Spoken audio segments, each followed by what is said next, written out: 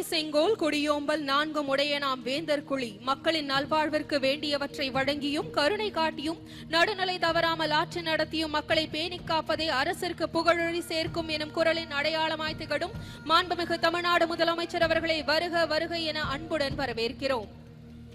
அனைவரும் எழுந்து நிற்கும்படி அன்புடன் கேட்டுக்கொள்கிறோம். தற்போது மாண்புமிகு தமிழ்நாடு முதலமைச்சர் அவர்கள் தேசிய கொடியினை ஏற்றி வைத்து கொடி வணக்கம் செய்து சிறப்பிப்பார்கள். காவல்துறை கூட்டுக்குழல் இசைக்குழுவினரால் நாட்டுப்பணி இசைக்கப்படுகிறது.